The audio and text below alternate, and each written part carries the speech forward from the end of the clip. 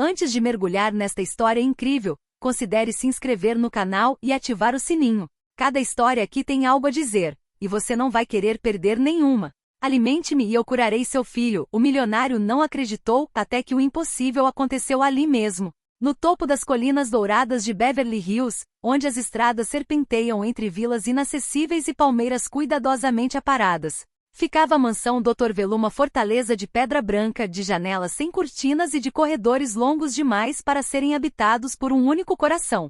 Atrás dos pesados portões de ferro forjado, os jardins pareciam congelados no tempo, sebes pontuais, roseiras impecáveis, fontes esculpidas murmurando ao vento. Tudo ali foi orquestrado para projetar controle absoluto, perfeição, ordem, mas lá dentro, havia apenas um homem e um silêncio pesado. Elliot Torvel, fundador do conglomerado Torvel Industries, havia construído um império. De energia a produtos farmacêuticos, de tecnologia à infraestrutura, seu nome estava gravado nas fachadas de dezenas de torres em Nova York, Tóquio e Dubai. Ele era um dos homens mais influentes e temidos do país. Suas decisões faziam os mercados oscilarem. Seus discursos fechavam ou abriam fábricas inteiras. Mas o que o dinheiro nunca poderia comprar era o riso do seu filho. Nesta mansão de mais de 4.000 metros quadrados, cercada por criados, especialistas, guardas e assistentes, viviam Noé Torvel, 9 anos de idade. E ainda assim já como se estivesse perdido do mundo dos vivos. O menino viera ao mundo como um milagre tardio. Após anos de fracasso e solidão, Elliot finalmente tivera um filho, fruto de um breve, mas intenso caso de amor com uma artista já falecida. Ele vira em Noah seu herdeiro, sua razão, sua redenção. Mas a partir dos 6 anos de idade, o menino começara a desligar, lentamente e silenciosamente. Não era uma doença identificável. Sem febre. Sem sintomas clássicos. Nenhuma tomografia computadorizada, ressonância magnética ou teste genético revelou a menor anormalidade. E no entanto Noah não respondia. Ele não falava. Ele não ria. Ele olhava para o vazio como se estivesse ouvindo o mundo que ninguém mais conseguia ouvir. Dezenas de médicos renomados desfilaram entre as fileiras. Elliot chegou a fretar um avião médico para trazer um curandeiro tibetano recomendado por um príncipe do Golfo. Em vão. Ele mandou construir uma ala inteira na propriedade. Paredes à prova de som, equipamentos médicos de última geração, salas esterilizadas. Tudo para oferecer a Noah o melhor atendimento sem nunca sair da propriedade. Mas tudo isso era apenas uma casca vazia. Carro verdadeiro vazio, ele estava lá, aos olhos de seu filho. Todas as noites, Elliot entrava naquele quarto, sentava-se numa poltrona ao lado da cama e conversava. Ele contava a ela sobre o seu dia, suas memórias, suas esperanças. Mesmo que nunca recebesse uma resposta. Ele se lembrou daqueles dias distantes em que Noé corria pelo jardim, rindo alto sob os jatos dos irrigadores. Agora tudo parecia outra vida, outra época. Esta mansão, outrora um símbolo de poder, tornou-se uma prisão dourada, um mausoléu silencioso onde o rei governava um reino sem vida. E todas as manhãs, enquanto Elliot descia a grande escadaria de mármore, ele via seu próprio reflexo no vidro, um homem de terno sob medida, o cabelo impecavelmente penteado, mas cujos olhos revelavam um cansaço que nenhuma quantia de dinheiro conseguia aliviar. Ele tinha tudo, mas ele tinha perdido o essencial. E na grande sala de estar vazia cujos tetos se erguiam como uma catedral infiel, o silêncio reinou supremo. Um silêncio que nada parecia capaz de quebrar. Numa manhã de inverno, quando a névoa ainda pairava sobre o topo das colinas de Beverly Hills e os próprios pássaros pareciam cansados demais para cantar, um homem apareceu diante dos imensos portões negros da propriedade Torvel. O asfalto da estrada ainda estava úmido da chuva que caíra durante a noite. Os seguranças de plantão, agasalhados com seus casacos escuros, conversavam em voz baixa enquanto tomavam café morno. Foi então que o viram. O homem caminhava lentamente sem pressa. Parecia ter saído de outra época. Seu longo casaco cor de terra estava manchado, desgastado e pesado pelos quilômetros. Suas botas rangiam a cada passo, como se tivessem atravessado desertos e cidades inteiras. Na mão direita segurava uma bengala de madeira rústica, entalhada com símbolos antigos. Parecia não apenas um suporte, mas uma extensão de si mesmo, uma bengala. Ou talvez um cetro esquecido. Ele parou a alguns passos do portão de ferro forjado, olhou para as câmeras de segurança e esperou. Sua pele escura estava marcada pelo tempo, como se falasse de anos de caminhada e silêncio. Suas bochechas encovadas, seu nariz reto, seus lábios finos não demonstravam queixas ou cansaço. Mas o que cativava quem a observava era seu respeito.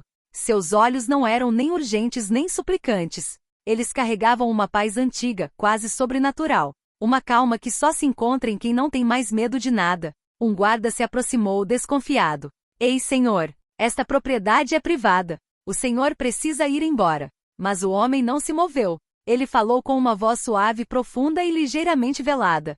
Meu nome é Silas Walker. O guarda ergueu uma sobrancelha. Pegou o rádio para pedir reforços. Mas antes mesmo de apertar o botão, Silas acrescentou, com o tom ainda calmo, mas estranhamente ressonante.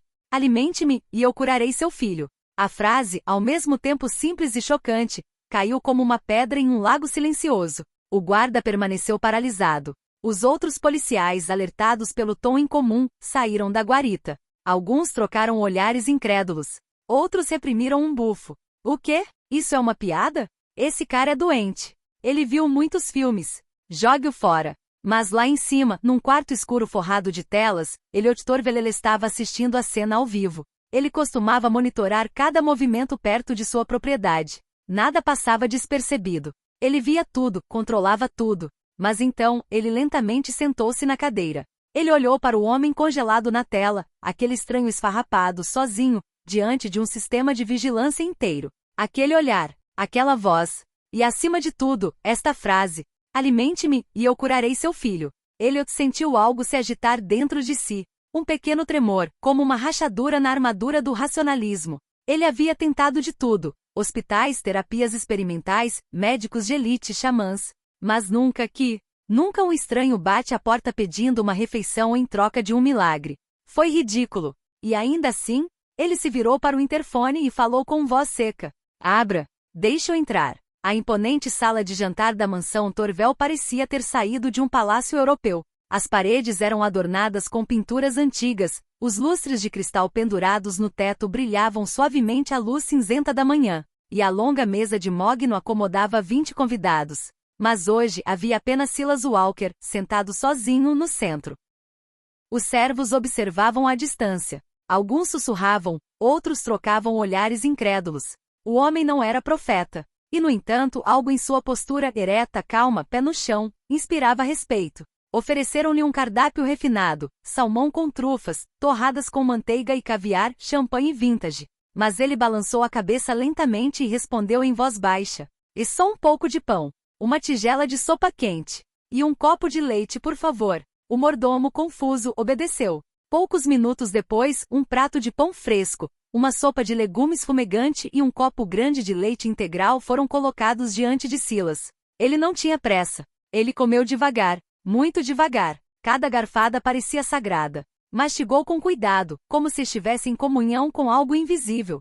Soprava a sopa entre as colheradas, às vezes fechando os olhos e erguendo ligeiramente o queixo, como se para saborear melhor o silêncio. Tudo em seu gesto dizia gratidão, mas ele não disse nada, nem uma palavra.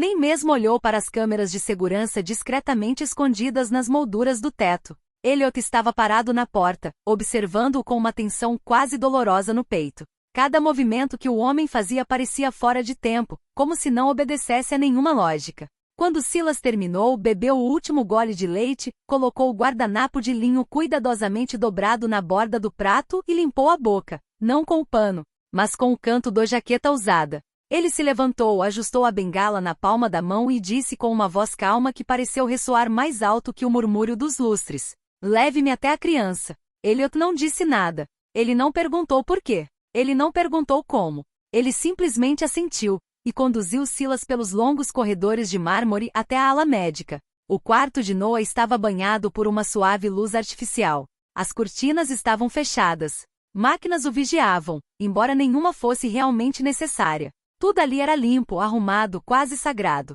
Noah estava lá, deitado na cama, os bracinhos apoiados nos lençóis brancos.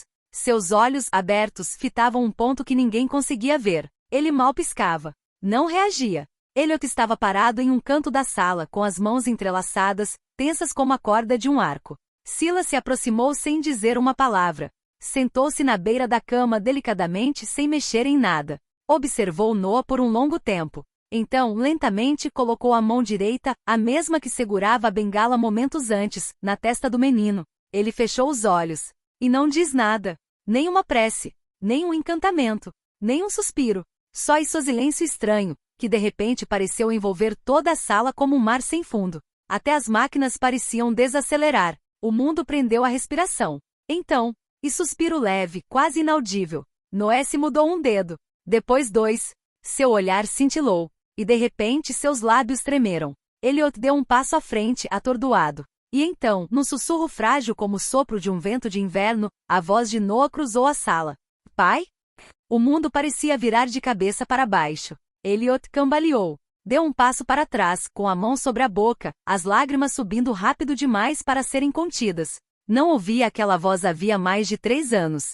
Achou que nunca mais a ouviria. Noah sentou-se muito lentamente, com os olhos claros e surpreendentemente vivos. Ele olhou para o pai e com uma risada tímida disse: "E sonhei com você. Você chorava o tempo todo." Elliot caiu de joelhos. Não de dor, mas de graça. Chorou incontrolavelmente. Suas mãos tremiam.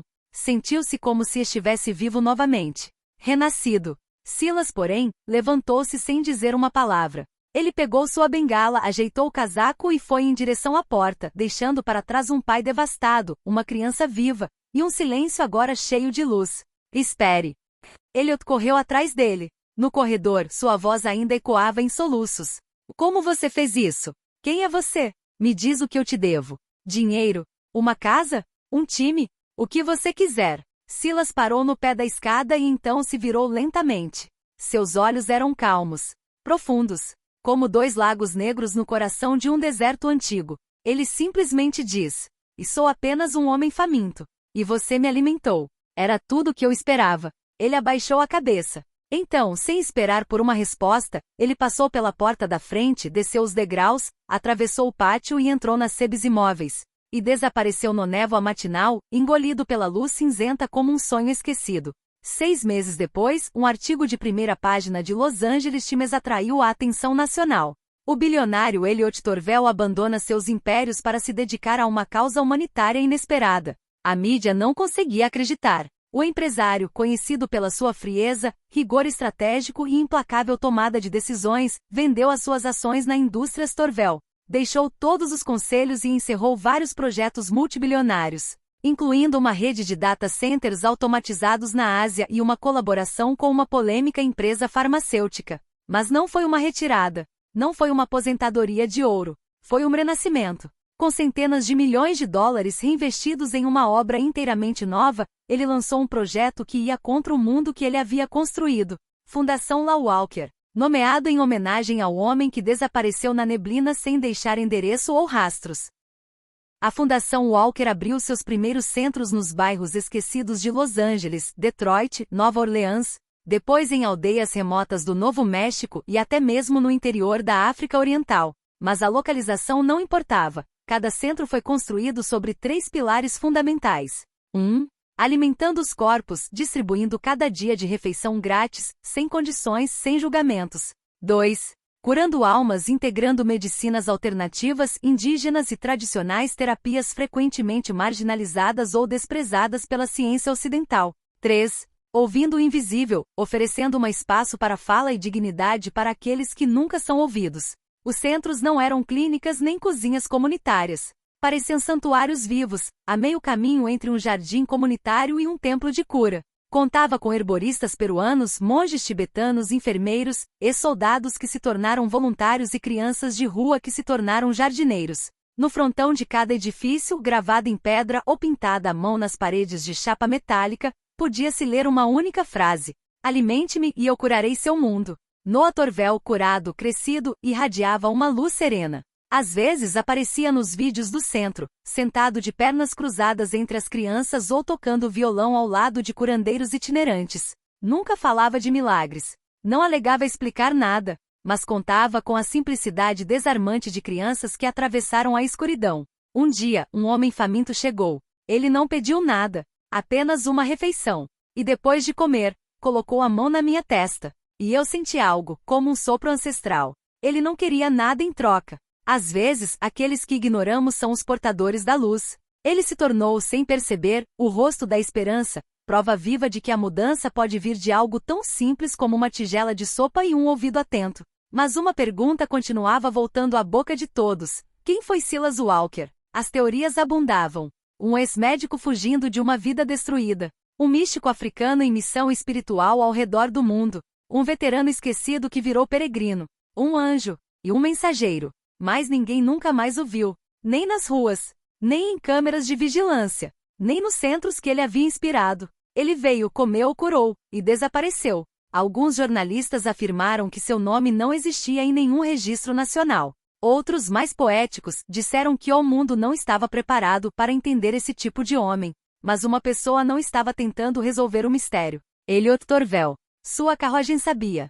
Ele sabia que não tinha acabado de alimentar um homem. Ele abriu a porta para o invisível, para o esquecido, para aquele que o mundo não olha. E este homem abriu em trocar uma porta ainda maior, o da cura, do perdão e da transformação. Às vezes a vida coloca em nosso caminho um ser tão discreto, tão humilde, que nosso olhar apressado o atravessa sem vê-lo. Mas quando o alcançamos, quando lhe oferecemos um gesto de dignidade, torna-se o espelho da nossa humanidade. E Silas Walker ergueu esse espelho para o mundo inteiro. Elliot nunca soube rezar, mas aprendeu a ouvir. E nos seus últimos escritos publicados numa carta aberta intitulada O Homem que eu alimentei, ele escreveu: o que a medicina não conseguiu fazer, um homem faminto fez, depois de um pouco de sopa, um pouco de pão e um copo de leite. Naquele dia, a gentileza abriu uma porta que nem a ciência sabia que havia fechado. Não espere milagres em raios. Procure-os naqueles que estão famintos, e que estão simplesmente esperando que você os responda.